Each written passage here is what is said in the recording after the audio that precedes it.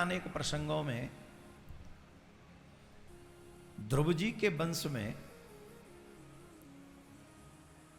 एक राजा हुए।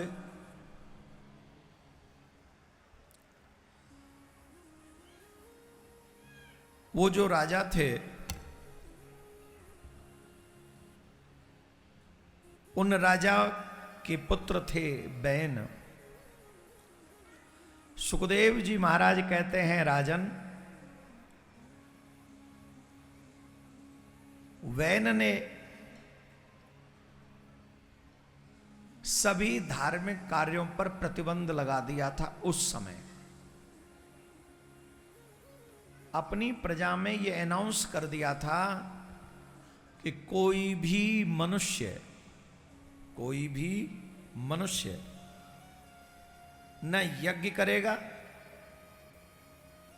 न होम करेगा, न तपस्या करेगा, कोई पूजा पाठ नहीं होगा। और जो पूजा पाठ करेगा उसे मृत्यु दंड मिलेगा, जो तपस्या करेगा उसे मृत्यु दंड मिलेगा। ये आज ही नहीं है, ये लोग ऐसे लोग आज ही नहीं है कि जो राम पर कहते हैं राम काल्पनिक थे, या एक व्यक्ति कह रहा है राम मांस खाते थे। ये हिंदुस्तान में ही कह सकते हैं, और सिर्फ हमारे धर्म में कह सकते हैं, और किसी पे नहीं कह सकते। और किसी पे कह देते तो फिर वो घर से नहीं निकल पाते, और घर से निकलते तो कुछ और ही होता।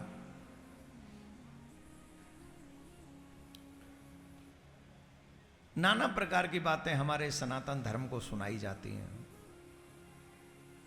बोला जाता है, अनुचित है। पर शास्त्रों को जानने वाले लोग ये मानते हैं कि भाई अभी नहीं है ऐसे लोग, इनसे भी खतरनाक लोग पूर्व में रह चुके हैं। वो तो कहते थे तपस्या ही नहीं करेगा, अभी तो कम से कम जो कर रहे हैं उन्हें रोकने का काम कर रहे हैं ना ये लोग। वो तो कहते कोई तपस्या ही नहीं करेगा, होम नहीं करेगा, व्रत नहीं करेगा, और जो करेगा उसे मार देंगे। एक ही दंड है, मृत्यु दंड। तो उनके देखते हुए तो ये तो कुछ भी नहीं कर रहे। रावण ने तो ब्राह्मणों के सर काटे थे, तपस्वियों के सर काटे थे तलवार से। वो रक्त कर काय का लेता था, जानते हो, रक्त का। जैसे हमारे यहां नहीं टैक्स लेते पैसों का, रावण टैक्स लेता था रक्त का। वैसे तो हम कथा में भी तुम टैक्स ले रहे हैं, टैक्स नहीं तो सेवा है। बाहर हमारे डॉक्टर लोग बैठे हुए हैं और काफ़ी लोग रक्तदान कर रहे हैं, और रक्तदान स्वेच्छा से कर रहे हैं। जो लोग रक्तदान करते हैं, परमात्मा, ये परोपकार ही तो है। एक व्यक्ति जो रक्तदान करता है वो 3 लोगों की जान बचाने का काम करता है। तुम मत बजाओ ताली, क्योंकि तुमने तो दिया ही नहीं। अच्छा, हम लोगों को लगता है कि हम रक्त दे देंगे तो हम कमजोर हो जाएंगे। विद इन कुछ आवर्स में उतना रक्त डेवलप हो भी जाता है। आवर्स में कि डे में? डे में। डॉक्टर बताएंगे, अब तुम तो डॉक्टर हो क्या? अब हम भी डॉक्टर नहीं, तुम भी नहीं। हमने सुना है कि कुछ ही समय में वो रक्त पुनः बराबर हो जाता है, ये ऐसा डॉक्टर बोलते हैं। और हमारे एक दान से किसी की जान बच सकती है। तो जिनको लगता हो कि मोटापा बढ़ रहा है, कईयों को मैं देख रहा हूँ, मैंने बहुत पतले देखे थे, अब भगवान की बड़ी कृपा है साइज उनका बढ़ता ही जा रहा है। तो देख लो, मेरा तो घट रहा है, नहीं तो मैं भी देखता कुछ सिस्टम, मेरा तो घट गया।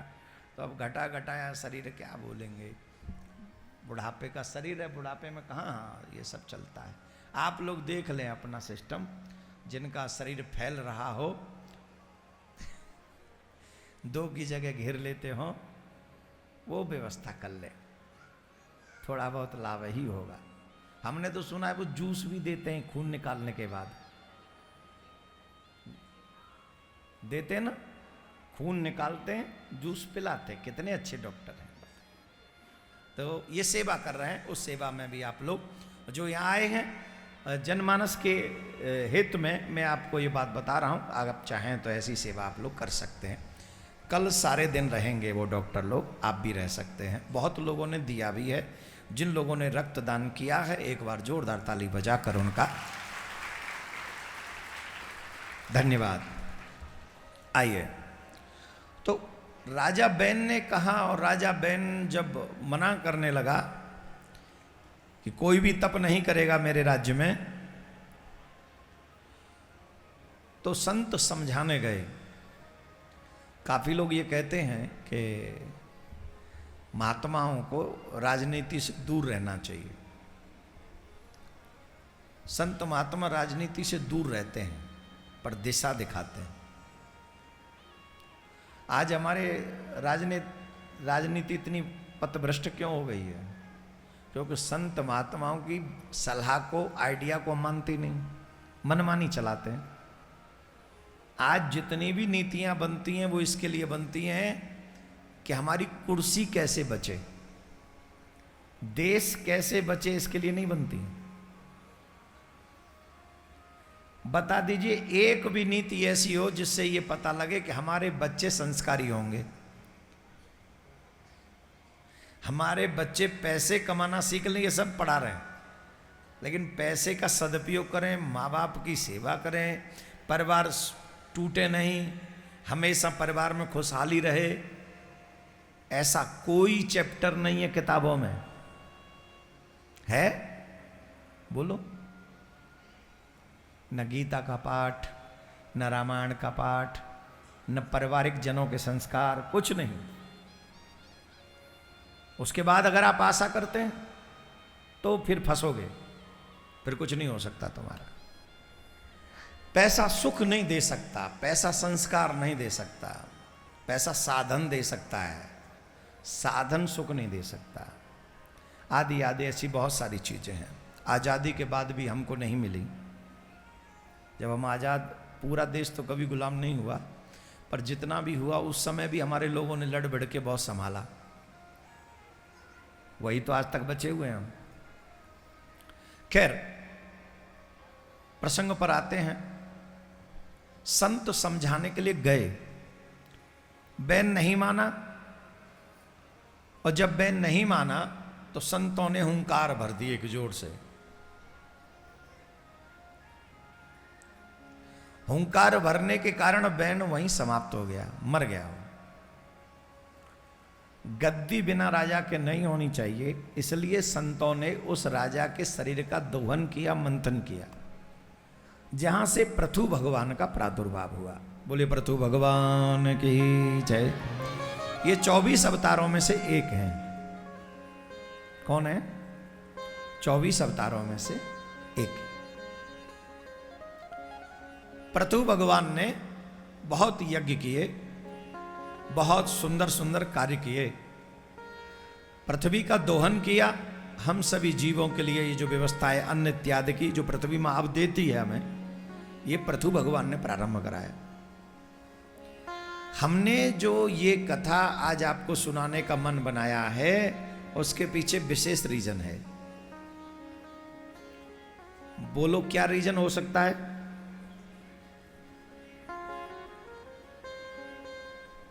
हमारे घरों में, हमारे जीवन में सुख ज्यादा है कि दुख ज्यादा है? जोर से बोलो, जोर से बोलो। जबकि पैसा हमारे पास पहले से ज्यादा है।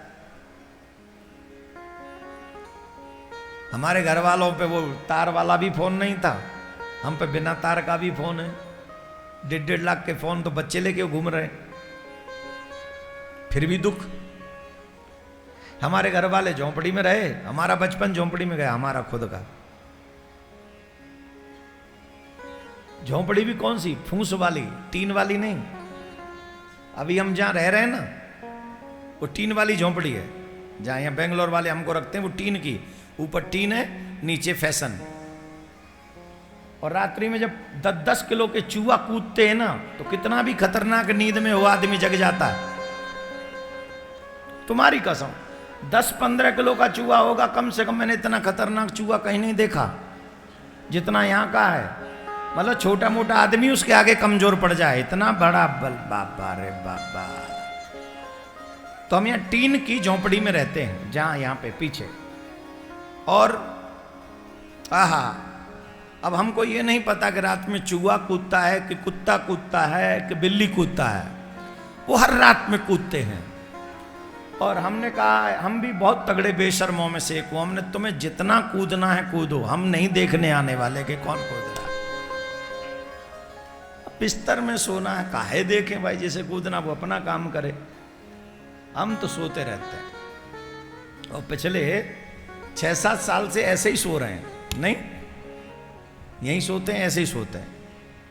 एक कमेटी वाले भी अच्छे हैं, हमें सुला के चुप निकल जाते हैं और घर जाके आराम की नींद सोते हैं। बोलो राधे राधे, जोर से बोलना पड़ेगा।